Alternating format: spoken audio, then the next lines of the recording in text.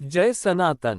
महाभारत युद्ध की पृष्ठभूमि। महाराज शांतनु कुरुवंश के एक प्रसिद्ध प्रभावशाली महापराक्रमी और धार्मिक सम्राट थे। इनकी पत्नी गंगादेवी के गर्भ से 8वें वसु के अंश से भीष्म का जन्म हुआ था, किंतु बालक के जन्म के अनंतर किसी विशेष कारण से वे अंतर्हित हो गई। महाराज शांतनु ने किसी समय आखेट करते हुए निषादों के राजा दासराज के घर एक अपूर्व रूपवती राजकन्या को देखा। वस्तुतः वह राजकन्या उपरिचा वसु के वीर्य द्वारा एक मछली के पेट से पैदा हुई थी। निषादराज बेटी की भांति उसका पालन पोषण करते थे।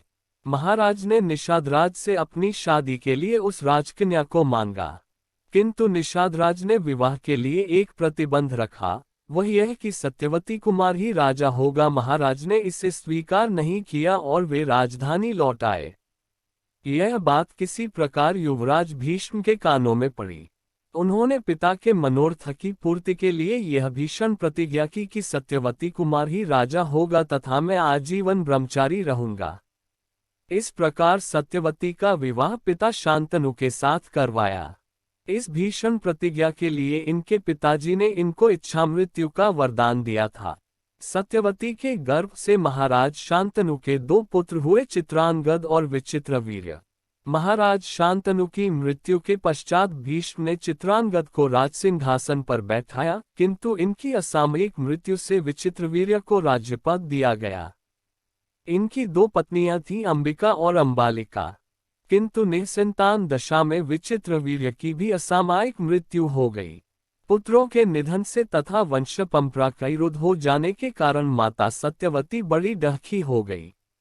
इन्होंने वंश की रक्षा के लिए अपने प्रथम पुत्र महर्षि वेदव्यास का स्मरण किया। वेदव्यास जी ने माता सत्यवती की आज्ञा तथा भीष्म पितामह का अनुमोदन जानकर विचित्रवीर्य की पत्नी अंबिका से धृतराष्ट्र, अंबालिका से महाराज पांडु तथा उनकी दासी के गर्भ से महात्मा विदुर जी को उत्पन्न किया।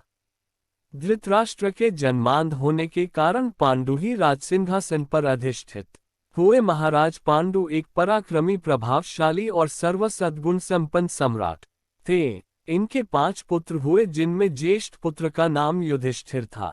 धृतराष्ट्र के 100 पुत्रों में दुर्योधन सबसे बड़ा था। काल की गति से राजकुमारों की छोटी आयु में ही महाराज पांडु की मृत्यु हो गई। अतः भीष्म पितामह ने राजकुमारों के बड़े होने तक धृतराष्ट्र को ही राज्य संरक्षक के रूप में राजसिंहासन का दायित्व दिया। जब 5 पांडव और धृतराष्ट्र के दुर्योधन आदि पुत्र युवावस्था को प्राप्त हुए, तब राजगद्दी का प्रश्न उठा। महाराज धृतराष्ट्र अपने पुत्रों के प्रति पक्षपाती थे। वे छल बल से दुर्योधन को ही राज्य पद पर अभिषिक्त करना चाहते थे, किंतु भीष्म पितामह जैसे परम धार्मिक पूज्य व्यक्तियों तथा प्रजाओं के दबाव के कारण ऐसा नहीं कर सके। दुर्योधन कलि के अंश से पैदा हुआ था। वह बड़ा ही दुष्ट, दुराचारी और अधार्मिक व्यक्ति था। वह नाना प्रकार के षड्यंत्रों के द्वारा पांडवों को मारकर निष्कंटक राजसिंहासन चाहता था। महाराज धृतराष्ट्र भी मन ही मन उसके बुरे कृत्यों का अनुमोदन करते थे। महर्षि व्यास, भीष्म पितामह, गुरु द्रोणाचार्य, महात्मा विदुर आदि के पुनः पुनः अनुरोध करने पर भी धृतराष्ट्र ने पांडवों को उनका प्राप्य आधा राज्य नहीं दिया। उन्होंने बाह्यरूप से युवराज युधिष्ठिर को आधे राज्य के राजा के रूप में अभिषेक कर नवनिर्मित वारणावत नगर में भेज दिया।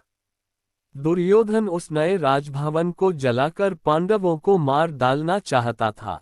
धृतराष्ट्र का भी इसमें अनुमोदन था, किंतु भगवत इच्छा से पांडव लोग किसी प्रकार बच निकले। इसके कुछ समय के बाद द्रौपदी से पांडवों का विवाह हुआ। पांडव अभी जीवित है, यह पता लगने पर दुर्योधन ने पिता से परामर्श कर पांडवों को पुनः हस्तिनापुर में बुलवाया। इधर भीष्म पितामह आदि गुरुजन के आदेश एवं प्रजा के अनुरोध से 5 पांडवों को खांडवप्रस्थ अथवा इंद्रप्रस्थ नामक स्थान का राजत्व सौंप दिया।